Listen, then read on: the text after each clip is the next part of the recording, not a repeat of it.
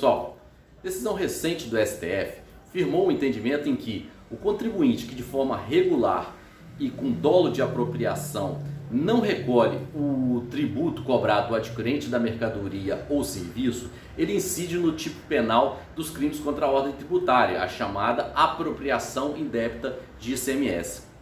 Então, nesse caso, muitas questões decorreram daí sobre questionamentos ligados a como definir essa contumácia, né? Quanto definir o tempo que esse contribuinte pratica com esse dolo de apropriação. Questões do tipo penal que pudessem qualificar melhor um enquadramento entre um devedor contumaz ou um devedor eventual. Então, assim, para tentar sanar essas questões e também tentar esclarecer um pouco os conceitos, né, do devedor eventual e do devedor contumaz, nós fizemos aqui essa apresentação e, de certa forma, para tentar tipificar e também esclarecer melhor a figura do devedor contumaz ou do devedor eventual. Eu sou Bruno Aguilar, auditor fiscal. Fica ligado no vídeo que a gente vai trabalhar essa questão da apropriação indébita de ICMS. Então, pessoal, a decisão do STF sobre o crime de apropriação indébita, ele trouxe alguns questionamentos ligados a como tipificar a contumácia dessa conduta ligada ao não pagamento, essa reiteração em não recolhimento de tributo, bem como definir a intenção, o dolo do agente em efetivamente se apropriar desse recurso. Então, o que a gente vai tratar, assim, principalmente quais comportamentos, né, para esclarecer, até para tirar certas dúvidas, né, porque gerou muita comoção, discussões de que toda a dívida seria enquadrada com um crime de apropriação de ICMS, quando na verdade não é essa finalidade que foi tratada pelo STF na sua decisão. Primeiramente, vamos trabalhar aqui com o devedor eventual. O devedor eventual, é preciso de início colocar qual é essa origem dessa dívida, né? Como o próprio nome diz, são situações esporádicas e temporárias. Ele teve um problema no caixa da empresa. É uma situação que essa empresa sofreu um acidente, algum vazamento de dados, um incidente que impactou na empresa. Então, essa origem da dívida, ela é uma origem que ela foi algo inesperado, uma crise econômica. Então, são situações eventuais. Então, por isso que ele praticou essa eventualidade do não pagamento. Então, assim, essa frequência da dívida, ela não é sistemática, é uma frequência de endividamento eventual por situações alheias à direção da empresa, né? Ou um acidente, ou uma crise, ou um fluxo de caixa que a empresa precisou reinvestir. Então, assim, é importante tratar esse primeiro aspecto de como conduzir essa dívida tributária e como a gestão ocasionou. Outro aspecto é se o acúmulo da dívida é premeditado. No caso do eventual, é claramente que não. Foi um evento que aconteceu, foi uma situação que levou esse endividamento, mas não foi premeditado. Então, assim, são situações que vão construindo esse evento de endividamento.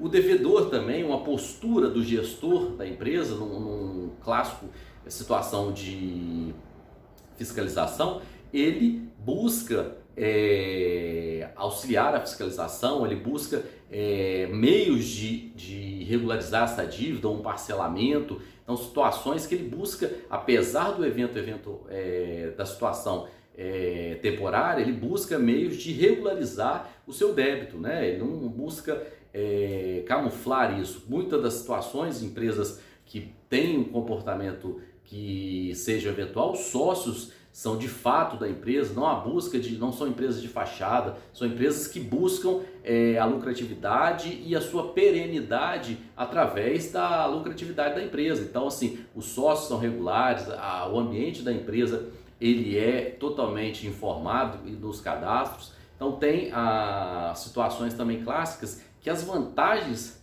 que poderiam ser advindas desse inadimplemento do tributo, elas não são direcionadas ao preço, elas não são situações para praticar concorrência desleal. Então, o devedor eventual, ele sofre uma situação momentânea de crise e de revisão da gestão financeira da sua empresa, mas ela é temporária. Então, ele utiliza de mecanismos legais e dentro da transparência para continuar conduzindo a sua empresa.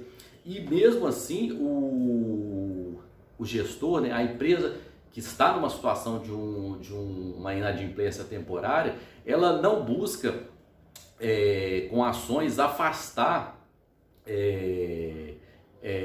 a fiscalização. Ela não busca também dificultar o recolhimento dos tributos pelo fisco. Então ela costuma, o Estado nessas situações, ele pode oferecer até meios, seja um parcelamento, e a empresa busca esses meios para continuar a sua atividade, para continuar gerando riqueza e também prestando seus valores. Então o devedor eventual é uma situação claramente temporária dessa inadimplência. Ele não busca meios ilícitos para gerir, ele não busca vantagens nessa inadimplência. São situações decorrentes da própria gestão empresarial que por um momento temporário, através de um acidente, uma crise econômica, ele teve os seus recursos limitados e dificultou o pagamento. Então ele até busca fazer as suas declarações, ele declara o que ele deve e busca, das formas para as circunstâncias, fazer o adimplemento. Ele não busca camuflar essa informação, ele não busca melhorar o preço dele, não busca vantagem através do adimplemento. Então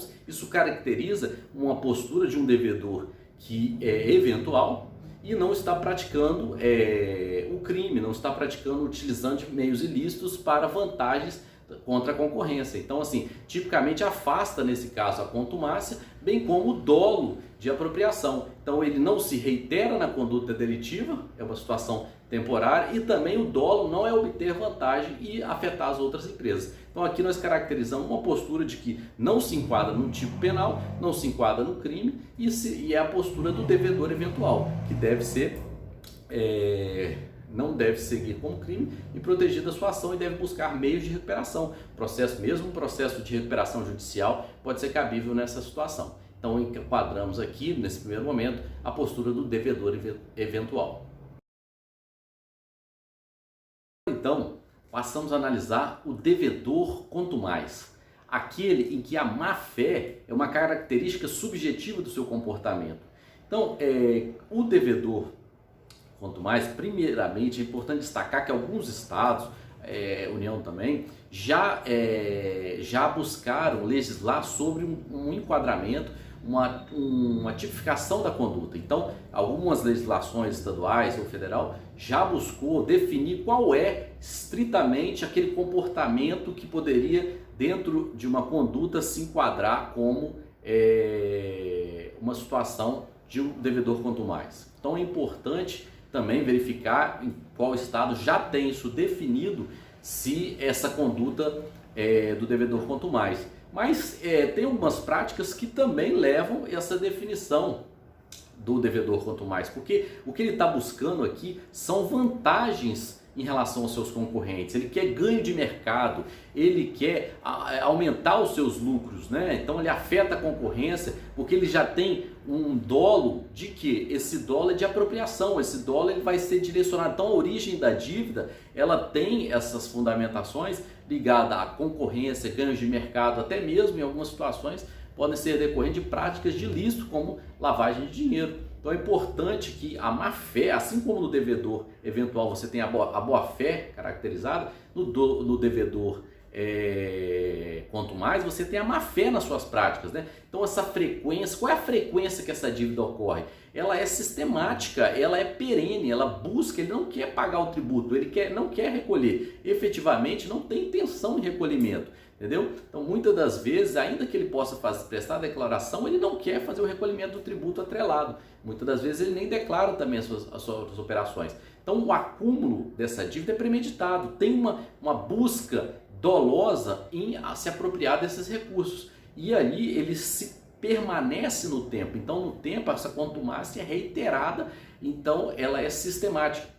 Então, é importante outro detalhe, é que o devedor contumaz, para ele continuar nesse delito, nessa contumácia, ele busca dificultar a fiscalização. Ele busca, muitas das vezes, até mesmo sócios que são laranjas. A empresa não está devidamente registrada nos locais. Ele tem, muitas das vezes, várias empresas ali, chamadas empresas de prateleira, para quando for detectado, ele também possa ter outra empresa para ele praticar a apropriação de tributo. Então é importante que ele vai buscar, através de uma gestão fraudulenta, de uma gestão de má fé e também de afetar a concorrência, né? Então ele vai praticar muitas das vezes com essas empresas vantagens no preço, vantagens que possam diminuir ou mesmo afastar a concorrência, porque não vão conseguir praticar o preço, principalmente aquele concorrente de boa fé que busca a legalidade dos seus tributos, ele se sente afetado, porque ele não tem essa vantagem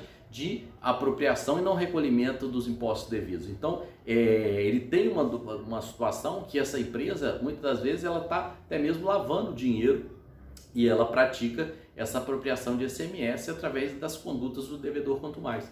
Então é importante que muitas das vezes também o devedor quanto mais, o Estado não consegue recuperar esses tributos porque ele dificulta e muitas das vezes ele não busca mecanismos para recuperar, pagar, quer dizer, recolher o tributo. Ele não busca um parcelamento ou as vantagens que possam ser encontradas em alguns benefícios momentâneos, em situações de isenção, em situações de parcelamento, ou mesmo nem recuperação judicial é interessante para ele, porque ele não quer recolher. O tributo passa por esse dolo de não recolhimento e também essa contumácia na conduta. Então é importante que o devedor quanto mais ele cria mecanismos para dificultar a fiscalização. Ele não quer recolher, ele quer ganhar concorrência, ele quer afetar essas situações. Então é essa conduta que é tipicamente aquela que vai ser enquadrada como crime de apropriação de ICMS e deve ser coibida pelos agentes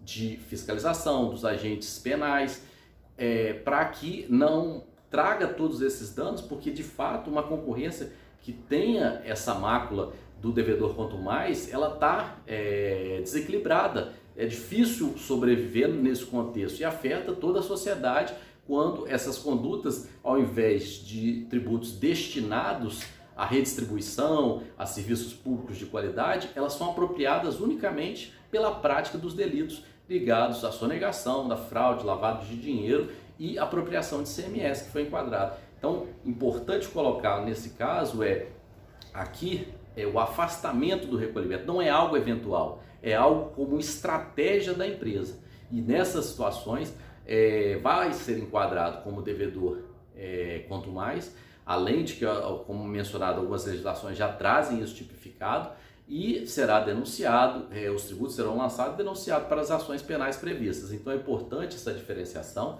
colocar cada um na situação, seja o devedor eventual vai buscar, né, a sua readaptação em situações que foram temporárias, a situação não é ali criminosa, e o devedor quanto mais sim, ele tem a intenção, ele tem a reiteração e vai ser algo que deve ser coibido, seja pelos órgãos de controle do Estado. Então foi isso que se buscou tratar, esse enquadramento, né, do que essa diferenciação do devedor eventual para o devedor quanto mais, e fica a dica aí, fica as situações, vamos caminhar para uma melhor gestão e sabendo o que é devidamente legal e o que devidamente vai ser cobrado. Beleza? Esclarecido aí, espero ter trago o esclarecimento sobre essa posição do STF, que é muito importante para a sustentabilidade do Estado e também da concorrência. Beleza? Fica a dica, até mais!